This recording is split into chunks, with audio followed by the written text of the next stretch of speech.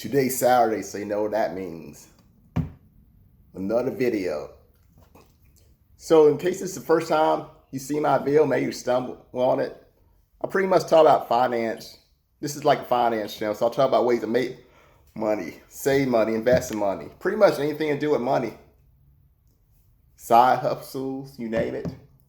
I even showed like this house. It was my parents' house. But I showed the house in a video.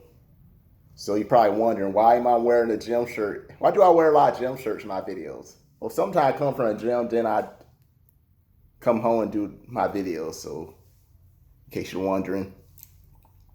But today I'm going to talk about, this is something that we all need to start doing. Stop wasting your paycheck. In other words, don't spend your paycheck until you have like $0. Because it causes problems, guys. It could literally ruin your life when you spend your paychecks until you have like $0. Because you always want to have enough money to pay your bills. Some of us, we do pay enough money for our bills, but then we still pay like $0. Some of us are probably like, well, my bills are all paid, so I'm free to pay I'm free to waste my paycheck until I have like $0. It's not gonna hurt. And here's another thing: some people, when they get a raise, just because you get a raise, don't increase your spending. So that's another thing you gotta look for. Some of us just have that mindset. Well, I got a raise. I got $1 raise now. I can spend more money now. Try to spend exactly like you were spending. Don't change your spending habit. I know it's kind of hard because it's inflation BS. I said BS. I didn't say the word because I don't want to be demonetized. Because I'm trying to monetize my channel. But you know the deal. Inflation's going on. My mom was talking to me about it last night. Because I guess she knows more about inflation than I do. Maybe I should get her on my... When I was talking to her, I'm thinking, man, maybe I should get her in one of my videos. Let her talk about it. She doesn't even know I do YouTube videos. But anyway, I'm going to talk about ways to help you to avoid spending your money to zero. First of all, there's like the necessities and there's the needs. I mean the necessities, what you need, and the wants. Obviously, you have to pay your bills. You have to pay that rent because you don't want to be homeless. The internet. If you want internet and cable, you have to pay for it. If you're in a contract, you can't just simply quit. You're kind of stuck with it, guys. I mean, I don't have cable anymore. I just have internet. And I have like this satellite, so I could watch some channels. But I can still watch Netflix now. But of course, the problem with Netflix, I had to wait a while before I could watch the Arrow shows, the Arrowverse shows, because, you know, I do like Arrow.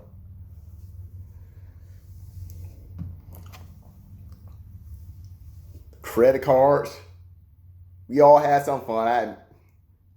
Some of us are like, you know, I'm just going to put a little bit on my credit card. Before you know it, there's like $6,000 on that card. So just make sure you have enough to cover your bills. Maybe you want to buy some new clothes. Just stop and think before you want to buy those new clothes, those new shoes. Not shows, but shoes, sorry. Just think, do I really need new shoes? Do I really need new clothes? Just think before you act. Maybe like, you know, I could wait another month or another 2 months before I buy some new clothes. That's another way to help you out. Just plan your spending out. It helps a lot. If you're like, okay, I'm going to use me for example. What's today's month? The month's February. So let's say I start thinking like, you know what? I want to buy some brand new clothes, but I would like it to be under $50. And I don't want to buy it now. I would like to buy it in April. So it gives me like 2 months to plan my spending out. That way it's not too dramatic when I spend that money. It's always like the unplanned spendings that pretty much get you in trouble. And I'm going to tell you how to save for those unplanned spending. This is what I do when I get my paycheck. And you could follow this example too. So I take 1% of my paycheck and I always put it towards my emergency fund. I mean, some of y'all could probably do more. I mean, I'll likely increase it over time. Maybe after I have all my credit cards paid off, I'll probably increase it some more. But right now, I'm just gonna stick to 1%. So like, if I get like $1,000, if I get like $1,050 on my paycheck, you know what I'm gonna do? I'm gonna put like $10.50 to YADA. YADA is my emergency fund. And I just keep doing that. I don't take anything out of YADA unless I really need to. I mean, a few months ago, I ended up having something unexpected with one of my teeth. It was embarrassing. I don't know how the hell this BS happened. But the good news is, I didn't have to touch my saving one time because that money in the emergency fund, it was there. Also had some emergency fund in the digit because I have digits set up into where it pretty much take money from my bank and put into like my saving, the credit card, emergency fund, all that. But I take the emergency fund from digit, then I put it into YADA, so that also helps out. Then there's the other 1%, but I take this 1% in half. I put half of it into my aspiration bank, which is pretty much my vacation money. So that's why I use aspiration for vacation.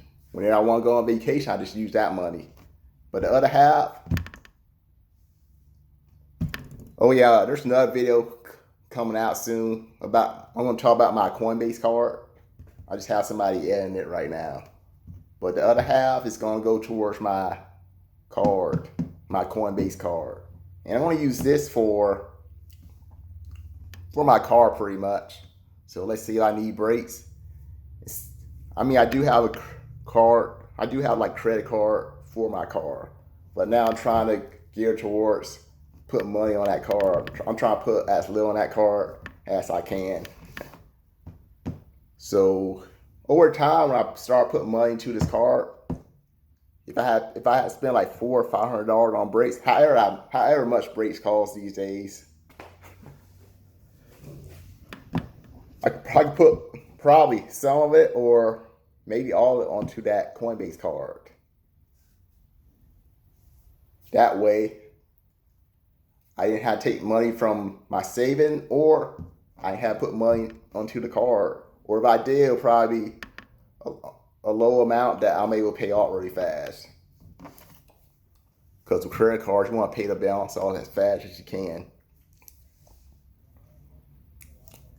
And of course, I also put like $45 every month into the stock market. I start off with $25 every month, but now it's $45.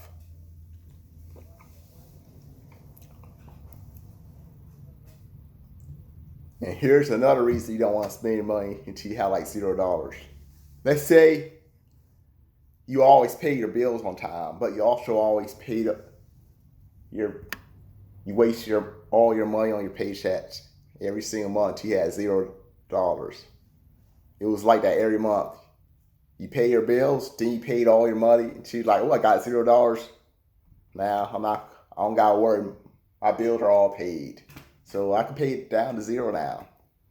But here's where the problem happens. What if for some reason you end up losing your job? None of us plan to get fired. Maybe it was your fault you got fired, or maybe it wasn't your fault. Either way, you got fired, you lost your job. And because you didn't save any money up, now it's the problem. If you have a family, guess what? You're probably gonna end up losing your home now because you can't pay rent or a mortgage, and you're gonna have to live with your parents or worse, your in-laws. Or not also being homeless, but we don't want that. So what's the way to avoid this? Don't put yourself in that situation.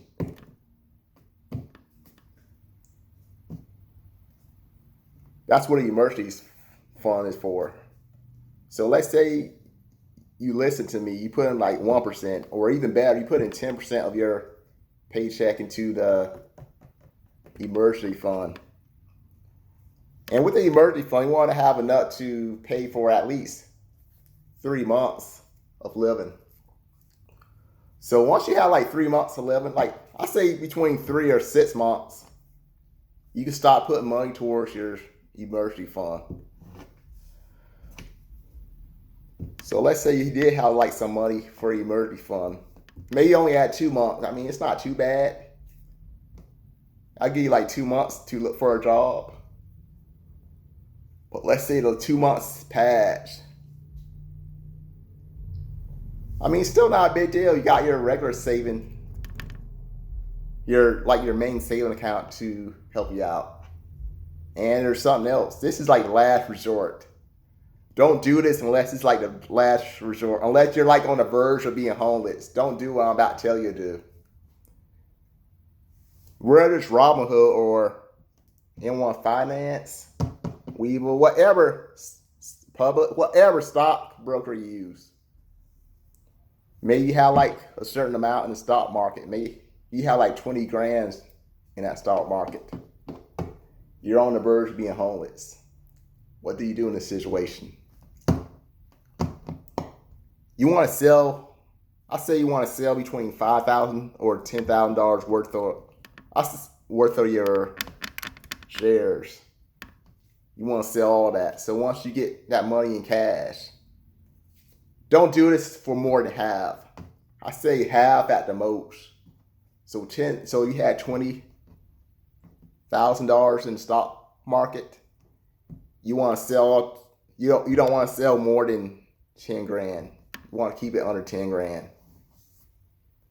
So once you sell all that, you put that into your main saving account. And if it was like 5, 7, 8 grand, I mean, it'll buy you a lot of time to look for another job. And hopefully by then you'll have another job. Hopefully. Because 7 grand, I mean, that could help you out a lot. I imagine you could go a few months without working, depending on your lifestyle. 10 grand, it could push you even further. I mean, the lifestyle's not gonna be as comfortable, but 10 grand, you could go months without working, and hopefully by the time you're done spending that, you'll have another job, or even better, if you do find another job, whatever money you had left, you put that money right back into the stock market. So I suggest only taking money out of the stock market if you was like on the verge of being homeless. But that's after you already spent all your emergency fund. So you got that emergency fund, so you don't have to do anything dramatic like taking all your money out of your main saving account or taking all your money from the stock market. That's what the emergency fund is for. So I hope you enjoy this video. If you like this video, smash that like button. It does help me the YouTube algorithm, because then my video gets recommended to more people. I get more views, more watch hours. Then I can put more money into this channel. I can do more giveaways, guys. So just remember, don't spend your money until you have $0, because it's gonna hurt you in the end. But that being said, have a good weekend. Bye for now.